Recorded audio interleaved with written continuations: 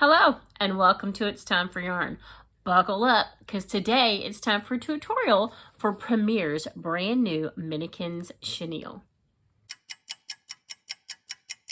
Now, as soon as I saw this yarn, I knew that I had to get my hands on it. I saw this picture that showed that it's going to make a granny square and thought to myself, okay, where do I sign up?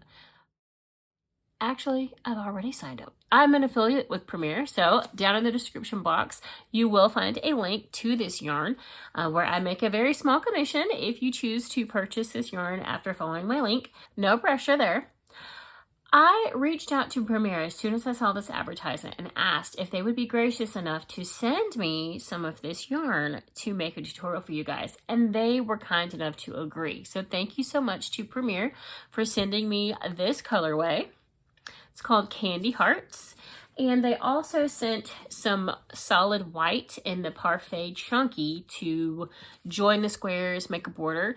The Minikins Chenilles are available in 12 different colorways, and the solids, there's like over 60 colors. So you can certainly find one that will match whatever Minikins you decide to use to make whatever you're gonna make.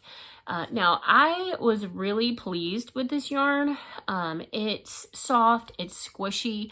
I have a son who's a year and a half old, and I got these squares put together, and he saw it sitting on the dining room table because I had laid it out and was connecting them, and he was cuddling and laying on it, and I was like, oh, my baby, you're so cute. I'm like, okay, it can be your blanket when I'm finished.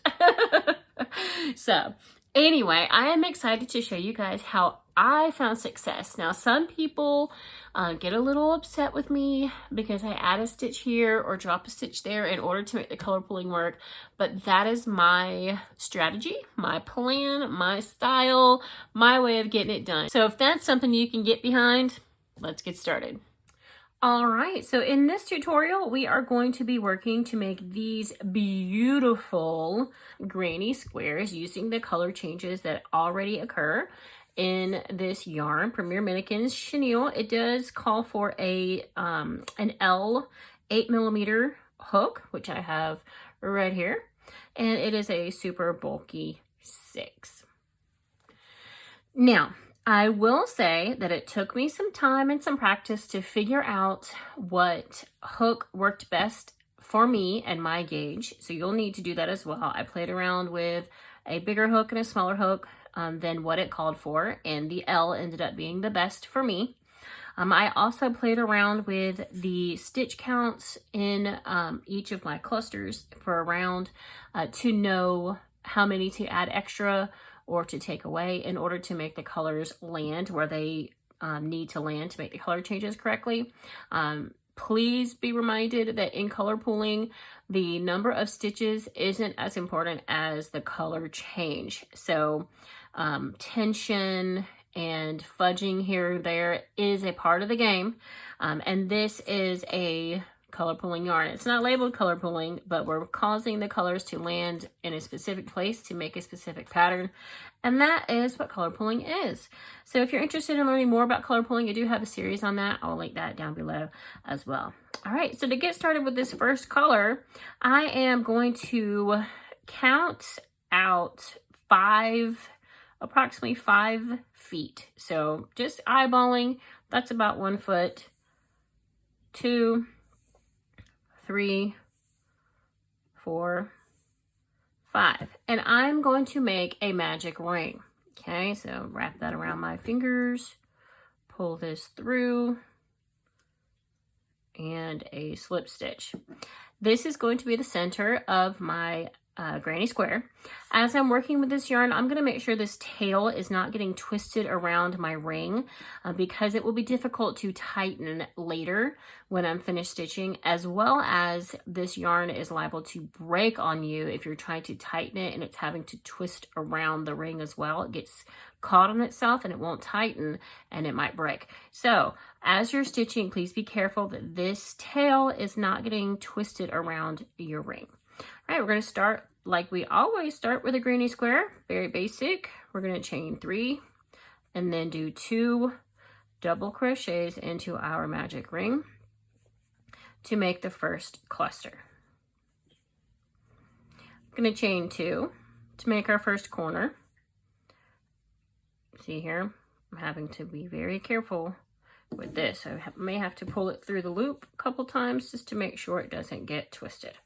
Okay, I'm going to make 3 granny squares now, 3 double crochets now. 1, 2, and 3 to make our second granny square cluster. Okay.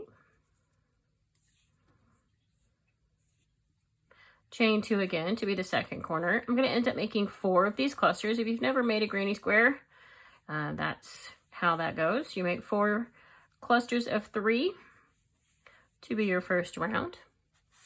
Chain 2 as well. Again, excuse me. So I have 1, 2, 3 clusters already. Let's do our 4th one. 1, 2, 3, and we are right at the end of this color change. Now you may have to go back and adjust where you start and stop on your original. When we counted out 5 feet, you may have to do 4.5. You may have to do 5.5. I don't know. Just depends on your gauge, your tension, and how you crochet. We're all different. For me, that's what I needed. And some of you might be saying, oh, that's a big long piece to cut off. But you know, hey, I don't mind. I'm making a granny square. So we tighten that up very gently. Later, I will snip this down and sew in around the middle to secure it. If you don't do that, it is going to come undone. So please be sure to use a tapestry needle to weave in these ends and secure that. Now I like to use a half double crochet to connect my granny square for a couple of reasons. One, it uses up some of this yarn. So let's do a half double crochet, and now we're ready to go in our second color. And then secondly, it sets you up in the corner directly. You don't have to like chain over or anything like that. It's directly there, so ready to go. All right, we're gonna do chain 3, and then I'm gonna turn my work because when I'm working on this, I may have a couple of stitches here and there that are extra, and I don't want it to be like wonky too all on the same side.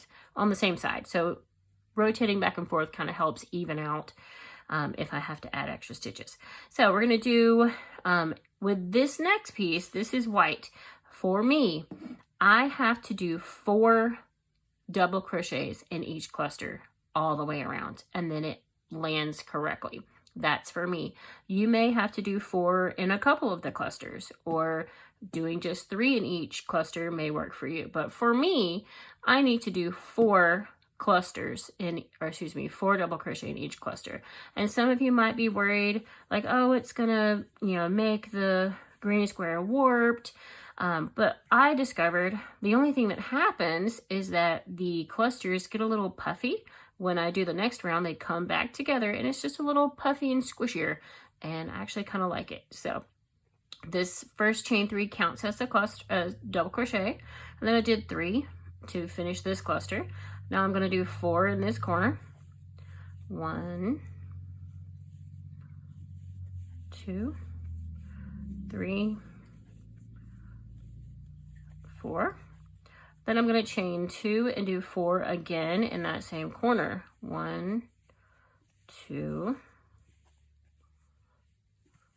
3, 4. So now we have half of a corner, a whole corner. Okay, next we're going to do 4 again.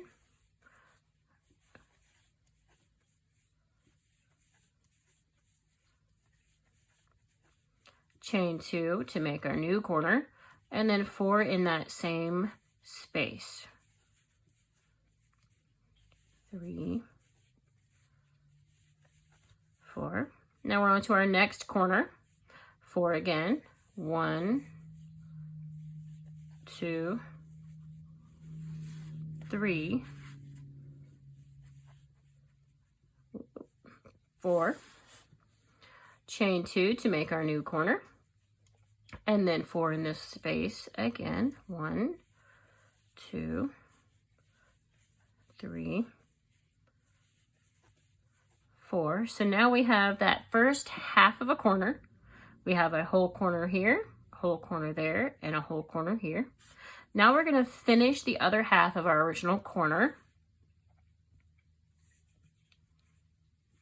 by doing 4. 1, 2, 3, 4. That's 4 double crochet there, and here we are at our very next color. Now I'm going to do a half double crochet to connect right at the top of that chain 3 that we started with. And now I'm ready to go with my next round. 1, 2, 3 to begin. And I'm going to just do a regular granny stitch, granny cluster, excuse me, on this one where I have 3 double crochet. So I have 3 that I chained up, that counts as a double crochet.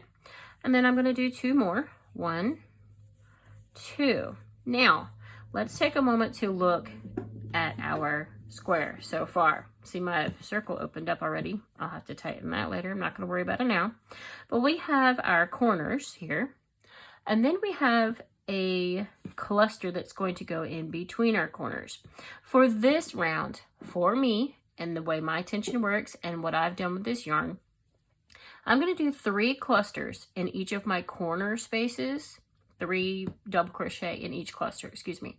But in the one in the middle, I'm going to do 4 double crochet because I need to use up some of this red yarn in extra spaces around this one. I chose to do it 4 double crochet in each of the sides because it helps it to keep it square if the corners don't have extra stitches, if they just have their 3. So I did chain 3, 2 double crochet in this first half a corner, and now I'm going to do 4 double crochet in this side spot. So 1, 2, 3, 4. Now here's a corner, so I'm going to do a cluster of 3, chain 2, cluster of 3. 1, 2, 3, chain 2, back in that corner. 1, 2, 3. Now I'm back to the side, so I'm going to do 4 in my cluster on the side. 1, 2, 3, 4. Back to the corner. We're going to do 3 double crochet in each cluster. 1, 2, 3, chain 2, 1, 2, 3. Now we're at the side again. I'm doing 4 for each side. 2, 3, 4. Back to the corner. 1, 2, 3, chain 2, 1, 2, 3. We're on our last side. 4 stitches in that one. 1, 2, 3, 4. And now we're going to do the other half of our last corner with 3 double crochets. 1, 2, 3. Now, I've discovered I have quite a bit of this red left over. So I have some options on what I can do. I can go back a few stitches and stitch looser to use up this red. I could add an extra stitch in maybe both of these clusters on the corner here. Or I could undo all of it and try again. Now, I'm not a fan of undoing the whole round. Some people with these granny square yarns get frustrated because they think they have to start all the way over if they get to the end and they have something like this where they have extra yarn. I'm not one of those people. So I actually am just going to go back to this corner and I'm going to slip in an extra double crochet in the corner. Now I have to be mindful of that. It may cause this corner to be a little wonky because it's got extra stitches, but I'm not trying for perfection here, so it's not going to bother me. Some of us, that will bother you, so I understand that, but for me, it's not a biggie, not a big deal.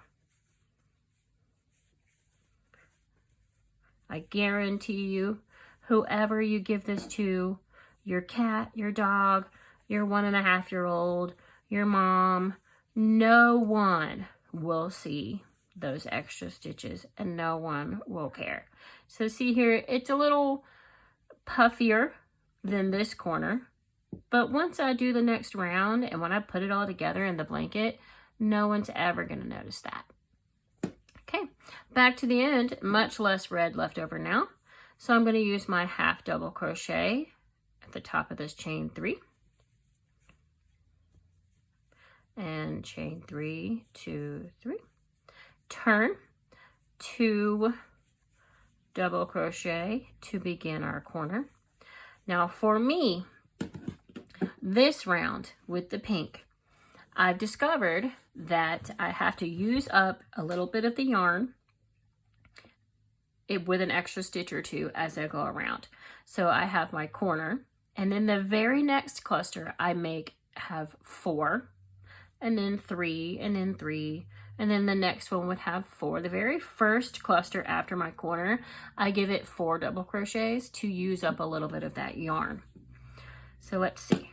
1, 2, 3, 4. Back to 3. 1, 2, 3. 3 in the corner. 1, 2, 3. Chain 2. 3 in the corner. 1, 2, 3. So I've just made that corner. So my next cluster is going to get 4 double crochets.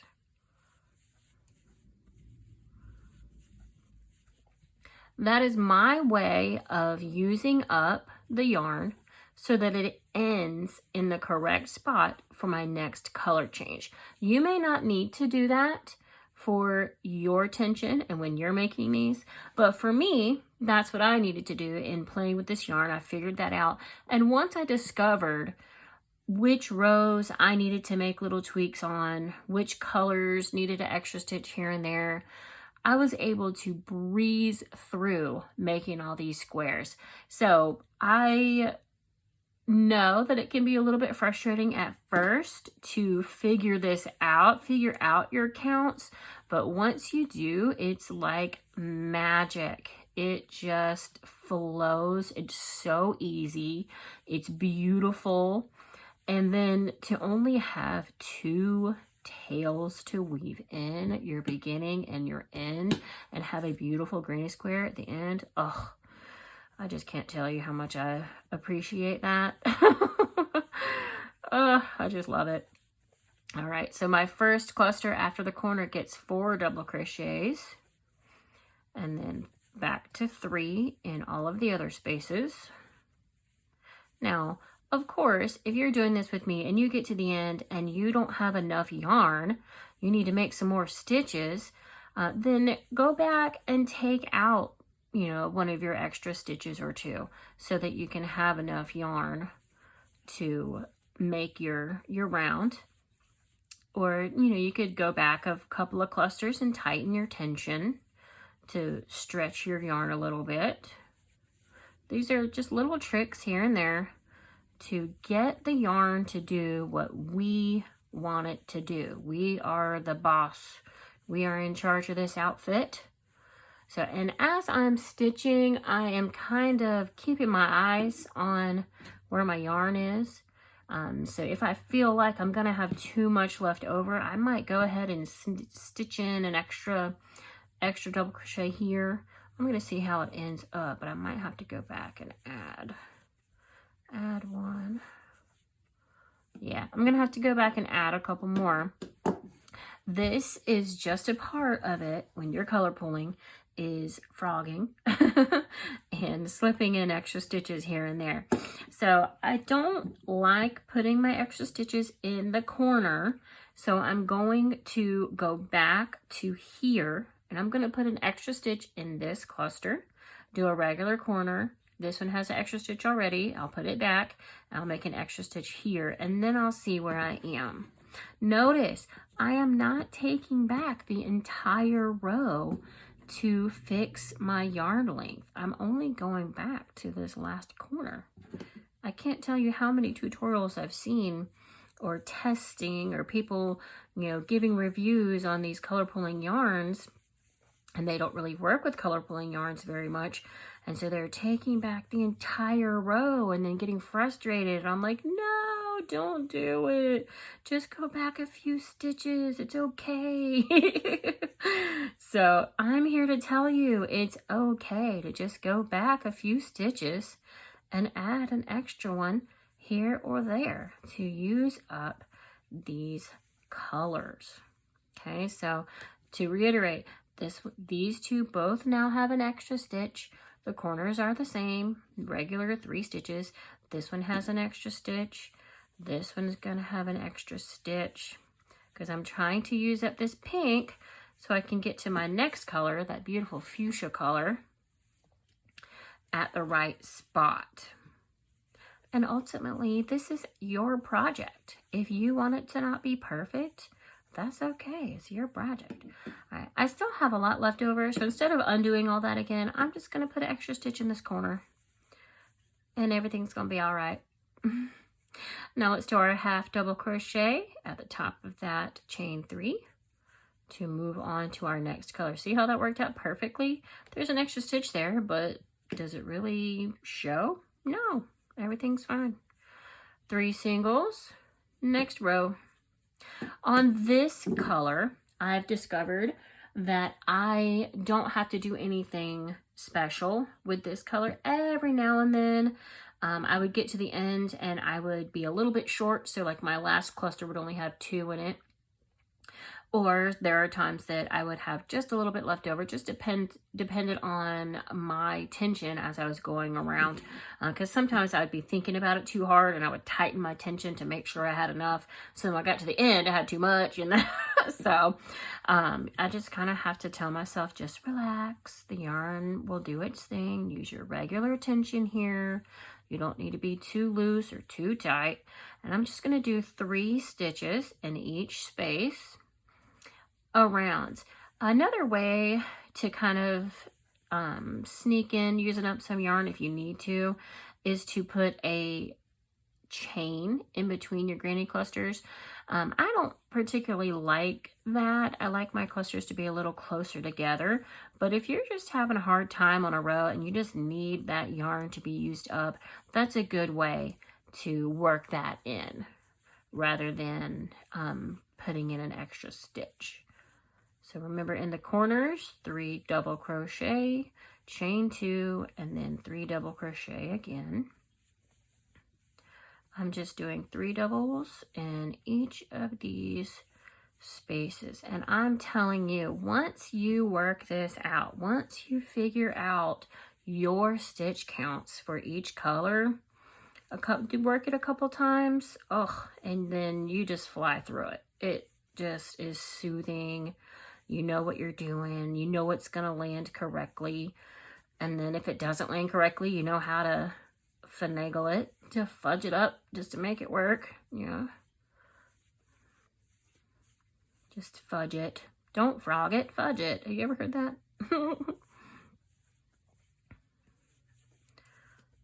All right. The suspense is killing me. Is it going to land correctly? I think it will. It's looking good so far.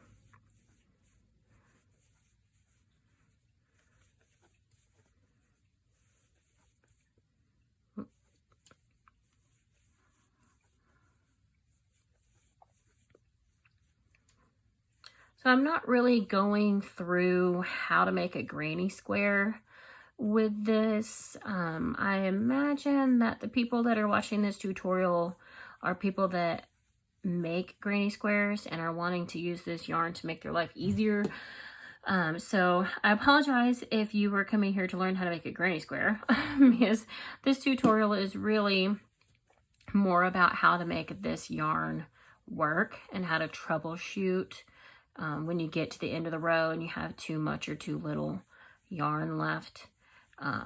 So I do apologize about that part. This is about pulling the yarn, not making a granny square. All right, well, come on. Okay, we have that much left over. So let's see how many stitches we can fit in here. I'm gonna tighten my, okay, yeah, see, I only had enough to make 2. I do have some of this pink in here with the white, so I think I'm just gonna use that to be my last stitch. See, that has too much white in it, and I don't like that. So what I'm gonna do, I'm gonna take it back a couple stitches, a couple clusters, and I'm gonna tighten just a little bit to see if I can squeeze out enough yarn to get that last stitch that I need in a way that I like. 1, 2, 3. Okay. 1, 2. That, see, that did it. All I did was go back 2 clusters and do them a little tighter so that I had enough yarn left to make that last cluster, that last stitch. There you go. Now I'm going to use this, what's left here. Here we go. Oops, I didn't get into the chain. There we go. Make that half double crochet, chain 3, and turn. Now this last row is the border row, and there is plenty of this yarn to make it all the way around. And at the end, you will have a little ball of yarn left over, and I have been using that to join the squares together. So I'm going to do this last round, and I'll be right back. All right, so we have made it all the way around. I'm going to have to tighten this back and then carefully use a tapestry needle to go around that middle area and tighten that up and secure that. But we have made a beautiful granny square. And you know what? It is pretty square for all of the extra stitches we added in, the tightening and loosening we had to do. It doesn't look too wonky to me. It's a little puffy here and there with the extra stitches, but I like that. It makes it squishy, makes it comforting. I'm excited to use the Parfait Chunky to join these squares together and put a border on. Give this yarn a try. I'm actually gonna take this, you open that up and pass this through here, tighten that up, and now I will wind this into a ball and secure it with a little hair clip while I join these together. I hope that you enjoyed this tutorial, and I sincerely hope you'll consider using my link to pick up some of this yarn and enjoy making these beautiful, soft, squishy squares. Each one, once you get into your rhythm, takes about 10 to 15 minutes to complete, and I am excited with how this has turned out. These are beautiful Valentine's Day colors, so pick up some of this yarn. Enjoy making this. Thank you again to Premier for sending this yarn to me. And I'll see you guys in the next one. Don't forget, no matter what time it is, it's always time for yarn.